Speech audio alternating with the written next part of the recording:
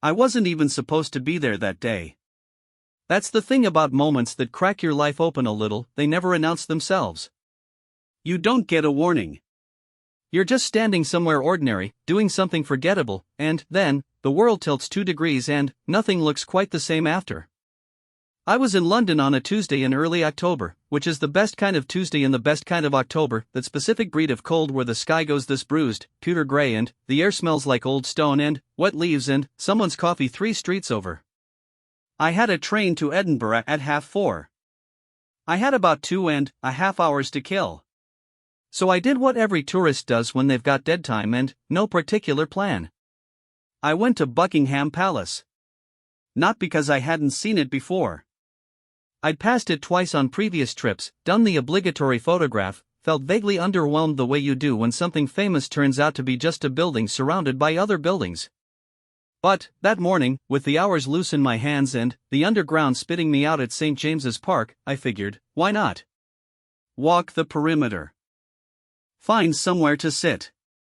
Drink a terrible coffee from one of those silver carts that charge you £4 for something tasting of burnt ambition. The park was quiet in that midweek, mid-morning way. A few joggers. A mother pushing a pram with the focused grimness of someone winning a private war. Pigeons doing whatever it is pigeons do, which seems to be mostly existing with profound indifference. The trees had gone amber at the edges, the kind of color that looks painted rather than real, and the path was slick with a night's worth of drizzle that hadn't quite dried. I came around toward the front of the palace, the ceremonial side, the famous gates, the long expanse of black railings, around 11:15. The crowd had already gathered. Not enormous. Maybe 40-50 people spread along the pavement in loose clusters, elbows out, phones raised at various angles like a field of strange flowers all facing the same direction. Some were already bored. Some were eating things they probably shouldn't have been eating at that hour. A pair of teenage boys near me were loudly explaining to each other what they knew about the guards, which was not much, most of it wrong, delivered with perfect confidence. I found a gap near the front end, settled in to watch. The guard was positioned at his sentry box on the right side, one of those flat-fronted wooden structures painted in that deep, almost black-green, set back just slightly from the gate. He was in full ceremonial dress. Bearskin cap. Red tunic. Black trousers with the sharp crease. Boots that had probably never known the inside of a puddle. Rifle held at a specific angle that told you it wasn't decorative without quite being a threat. He was completely still. I mean that in a way that's hard to explain if you haven't stood near one of them. It isn't just standing.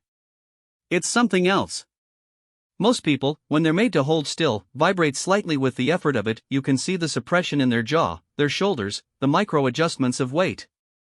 This man was different. He had achieved some other state. Like stillness wasn't something he was doing but something he simply was. I watched him for a while. His face gave nothing. Not stoicism, exactly.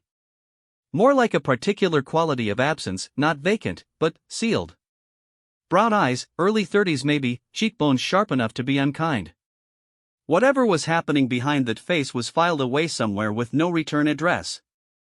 The crowd cycled. People drifted in, took their photos, drifted out. A little girl in a yellow raincoat pressed her face flat against the railing and stared at him with the pure, unmediated fascination that children have before they learn to pretend they're not staring. Her mother tugged her back. The guard did not blink.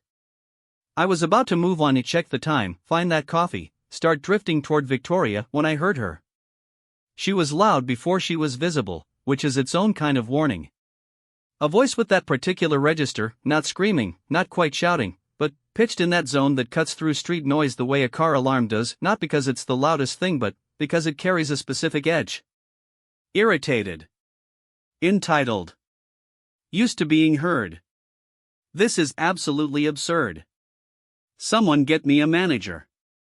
I turned. She was cutting through the crowd from the left side, and people were moving out of her way less because she was pushing them and more because there was something in her posture that made moving out of the way seem like the sensible thing to do. Late 40s, maybe 50. Good coat, one of those camel-colored ones that cost what a month's rent costs. Hair done carefully. sunglasses pushed up on top of her head despite the October sky offering nothing that required protecting against. She was pulling a rolling suitcase behind her with her left hand, phone pressed to her ear with her right, and she was talking at whoever was on that call while also talking at the general situation, which is a skill in itself. No, I'm telling you, they won't let me through.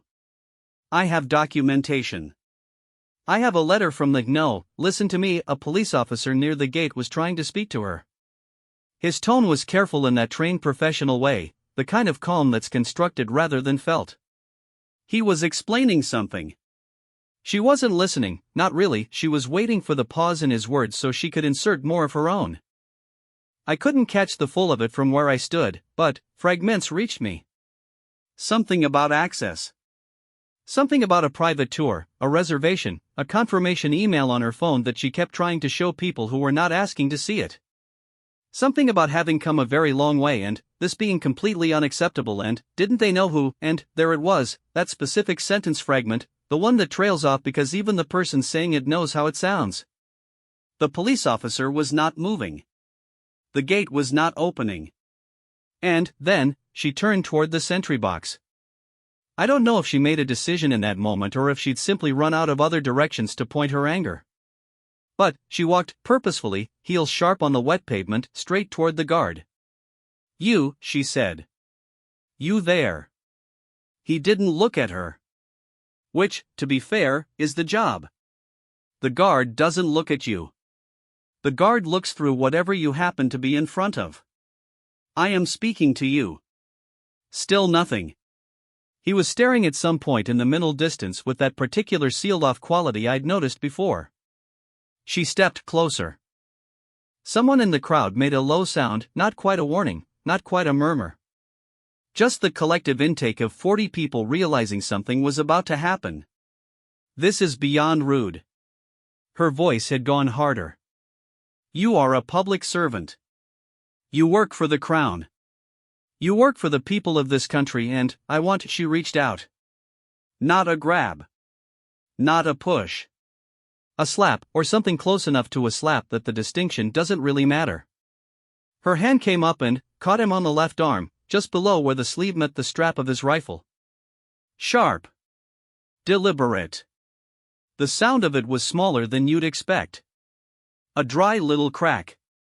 The crowd went dead quiet. And, I mean dead quiet. That specific absence of sound that only happens when a group of strangers all stop breathing at the same moment. The teenage boys to my left had stopped mid-sentence.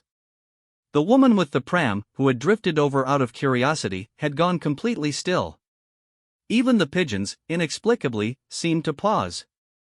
The guard didn't move. Not a flinch. Not a blink. Not a jaw muscle ticking. Nothing. He stood exactly as he had been standing before she touched him and, he stood that way after and, the only evidence that any time had passed at all was the slight reddening of that patch on his sleeve where her hand had made contact. For one very long second, and, I mean long in the way that seconds go long when something important is happening inside them, the entire scene just held. Then, the police officer moved. He was across the distance between them in 4 steps, which is faster than you'd think possible without running, and his hand was at her elbow, not gripping, exactly, just present, and he was speaking in that same careful, constructed voice. Ma'am. I'm going to need you to step back with me, please. She turned on him. The anger had shifted registers somehow, still loud but, with something else in it now. A splinter of something that might have been shock at her own action, buried immediately under more noise. He ignored me. You all just stand there and, ignore, step back, please. Right now. 2 more officers appeared. Where they came from, I genuinely couldn't tell you. One moment they weren't there and, then, they simply were, the way that authority has of materializing when things go sideways. The guard still hadn't moved. I was watching his face, couldn't stop watching it, actually, and, I want to be precise about what I saw there, because it wasn't nothing. It wasn't blankness. It was something much more disciplined than blankness. Blankness is empty. What was on his face was full, held, sealed, contained with what looked like enormous effort compressed into the smallest possible space. He was doing something very difficult. And he was doing it perfectly. They moved her about 30 feet to the left. Not handcuffs. Not a scene. Just the quiet, practiced relocation of a problem from one place to another, the way you move a piece of furniture that's blocking a doorway, with efficiency and without ceremony. The three officers formed a loose, polite perimeter around her and she kept talking, the volume dropping now that there was no audience directly facing her, the anger cycling down into something that sounded almost like justification. The crowd stayed. This is the thing about crowds at a spectacle, they don't leave at the resolution. They leave at the conclusion, which is a different moment entirely, and that moment hadn't arrived yet. People were still on their phones. Still filming. Still turning to the stranger nearest them with that specific expression humans make when they've jointly witnessed something they don't quite have words for yet, eyebrows up, mouth in a compressed line, a slight side-to-side head movement that means well. I stayed too. I'm not going to pretend I didn't. The guard had returned to being whatever he had been before. The state of him. The sealed, particular stillness. His eyes tracked their fixed point in the middle distance and his breathing, if he was doing it, was invisible, and the spot on his sleeve where she'd made contact was already fading back to the standard red of the tunic. It was the woman standing next to me who said it first.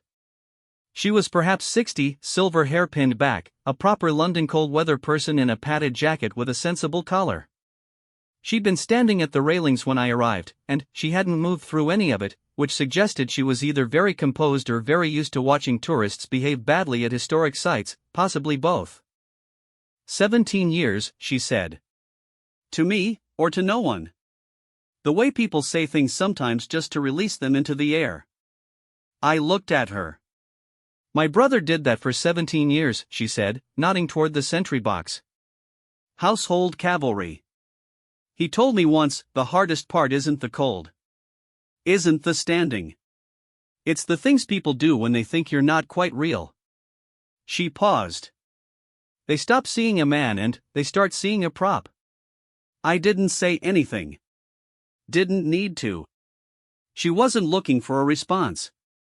The ones who do it well, she said, they don't go away inside. That's the mistake people make, thinking they've tuned out. They haven't. They're still there. Every bit of them is still there. They just choose not to let it show. She left after that. Just turned and walked back toward the park, hands in her pockets, the way people leave who've said the one thing they came to say. I kept watching. About 20 minutes later, I'd eaten a mediocre sandwich by then, and come back because I genuinely couldn't bring myself to leave. Something changed. The woman had been spoken to for a while by one of the officers, a separate one now, a woman in her 30s with a ponytail and an expression I couldn't read from a distance. Whatever was being said, the tone had shifted. The camel coat woman was no longer performing anger. She was standing differently, shoulders dropped from where they'd been, phone in her hand but, screen down, listening. Then, she did something no one expected. She walked back toward the sentry box. Not fast. Not with the earlier purpose. Slowly, and, alone, the officers let her go without following, which meant something had been established in that conversation that I hadn't heard. She stopped about 4 feet from him. The crowd, which had thinned but not dispersed, went into that alert animal stillness again. She stood there for a moment. And then, clearly and without the hedging people usually build around the word, she said, "I'm sorry." No qualification. No, I'm sorry if you felt. No, I apologize but, Just the 2 words, landing clean. The guard didn't move. Of course he didn't. That's not the protocol. That's not how this works. He wasn't going to turn and accept her apology and shake her hand. He wasn't going to acknowledge it at all in the official sense. She knew that, I think, going in. Which is maybe why she said it anyway. Then, she reached into the front pocket of her coat and pulled out her phone and, for a moment I thought she was going to try the documentation thing again, the confirmation email, the letter from whoever, but she didn't. She turned the phone around and showed him the screen. A photograph. I was too far back to see what was on it. But I saw her face as she held it up, and the way her mouth moved around something she said very quietly, not for the crowd, not for the cameras still rolling around her, just for him, and, whatever it was brief. 5, 6 words at most. The guard's eyes moved. Just barely. Just a fraction. A controlled flicker downward toward the screen she was holding. No expression changed. Nothing opened on his face. But the eyes moved. She lowered the phone. Nodded once, to herself or to him, in the way people nod when they've done something they needed to do regardless of whether it landed. Then, she picked up her suitcase and walked away. She didn't look back. The crowd exhaled in that collective way, not quite murmuring, not quite sighing, somewhere between the two. A man near me in a Patagonia vest said to his wife, "What was on the phone, do you think?" And his wife said, "I have no idea," and they both stood there looking the way you look when a story ends without telling you its own ending. I was going to leave. I was genuinely going to leave. And then, the officer, the woman with the ponytail, who had apparently been watching the whole exchange from her position near the gate, walked over to where I was standing. Which surprised me, because there was nothing specific about me in that crowd, nothing that should have marked me out. "You've been here a while," she said. Not accusatory. Observational. "I have," I said. "Sorry. Is that not a problem?" She looked out at the sentry box. "You saw the whole thing from the start?" "More or less." She was quiet a moment. Then, she came all the way from Adelaide. 15-hour flight. She had a letter, legitimate, as it happens, from a charitable foundation for a private morning tour. Wrong date. Her assistant booked the wrong date. A pause. "She's been up since about 2 in the morning, London time." I thought about the camel coat. The sunglasses pushed up on a gray sky. The specific quality of anger that isn't really about the thing it's aimed at. "What was the photograph?" I asked. I don't know why I asked. She didn't have to answer. She almost smiled. "Not quite. Her son," she said. "He's in the military. Different regiment." She said she wanted the guard to know. She stopped. Chose the next words carefully. That she knew what it cost. I stood with that for a moment. Did he hear her, do you think? "He heard every word," the officer said. "They always do." I've thought about that a lot, in the months since. The photograph. The apology with no softening around it. The way she stood there knowing he couldn't respond and said it anyway, because some things need to be said to the right person even when the right person can't receive them the usual way. I've thought about the officer too, her brother's 17 years. The distinction she drew between going away inside and choosing not to show. The difference between absence and discipline. Between empty and held. But, mostly I think about his eyes. That fraction of a movement.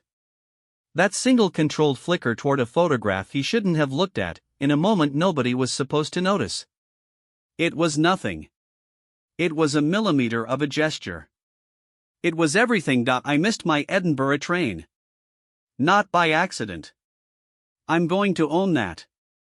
I stood there at the railings until the time on my phone read 3:47 and, I thought, there is another train at 6. And, I stayed. The shift change happened at noon. If you've never watched it, not the big ceremonial changing of the guard, the full production with the band and the tourists 4 deep and the children on shoulders, but the quiet version, the functional handover between the men at the sentry boxes, it's different. Less pageantry. More like watching 2 people pass something wordlessly between them. The new guard arrives. The old guard moves. There's a specific sequence of it, the bearing of the rifle, the stepping off the post, and then, the man who'd been standing there for the previous hours simply walks. He walks like a person again. That's the only way I can put it. The sealed quality drops away, or begins to. Not instantly, the way you'd switch off a light. Gradually, like a tide going out. The shoulders settle differently. The jaw loosens a degree. He is still in uniform, still carrying himself with the uprightness of someone whose body has been trained out of slouching, but the particular sealed-off state, that's done. He's somewhere else now. He walked along the path that runs inside the gate perimeter, heading toward the building that the guards cycle through. I watched him for as long as I could see him, which wasn't very long. I don't know his name. I still don't. I never found out, and I looked, not invasively, I just looked, the way you look when something lodges in you and you want the complete picture. There was nothing, of course. The guards don't get news coverage for doing their job correctly. That's not how the story gets told. What I didn't know that day, what I found out about 3 weeks later, sitting in my kitchen in Edinburgh, eating toast and half-heartedly scrolling on my phone, was what had been filmed. Not the slap. That was everywhere by evening, the way things are everywhere now.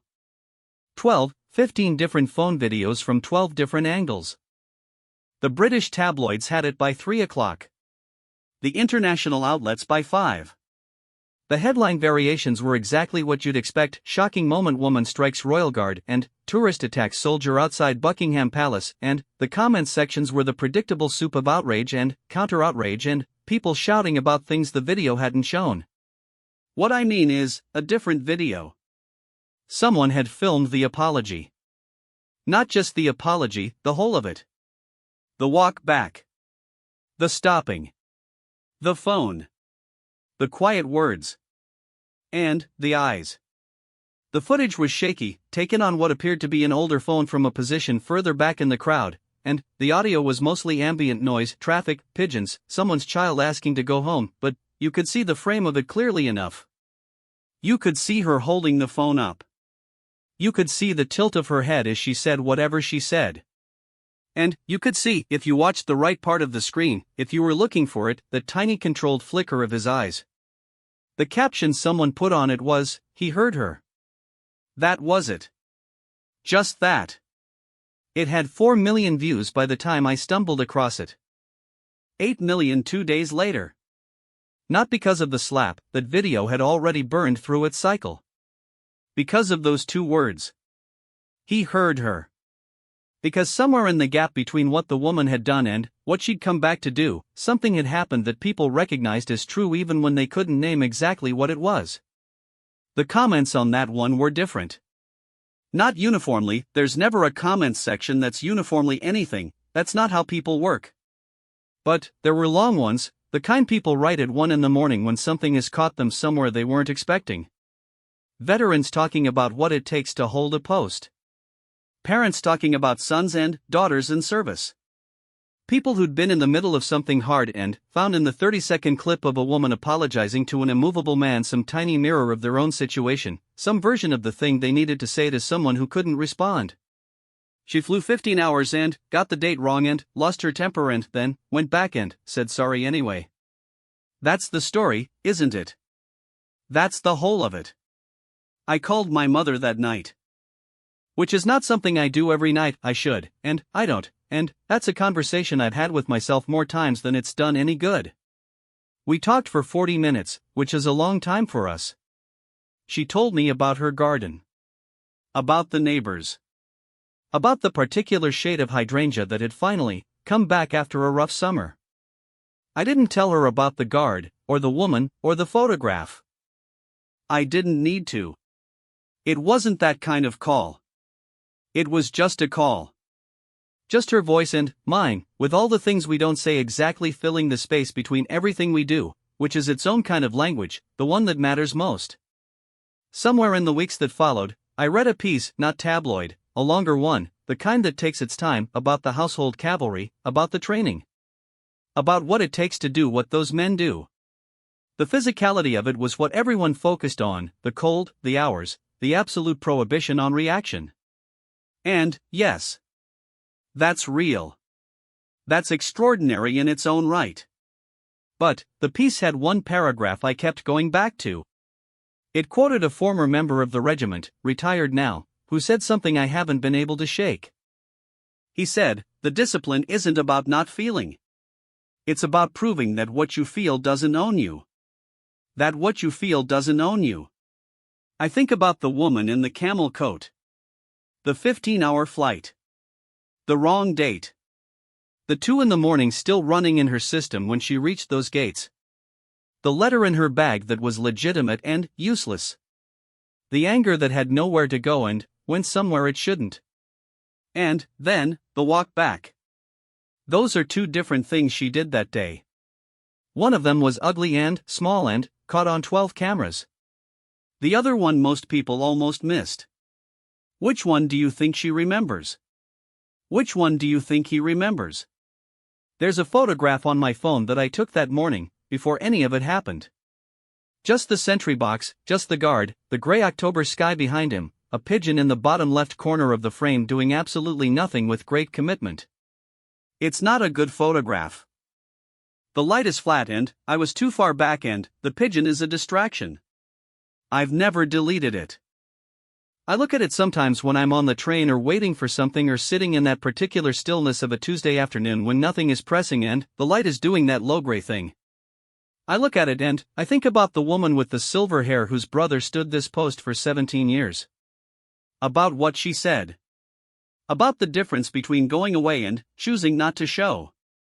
About all the people, everywhere, holding things with enormous effort compressed into the smallest possible space, in lines at shops, in meeting rooms, at kitchen tables, on platforms waiting for trains that haven't come yet, holding themselves sealed and present and still. Not absent. There. Every bit of them still there. That, I think, is the thing that stunned everyone. Not the slap, that was just a bad moment doing what bad moments do. Not even the apology, though the apology was something. It was the eyes. The fraction of movement that proved nobody had gone anywhere. That proved it cost something. All of it.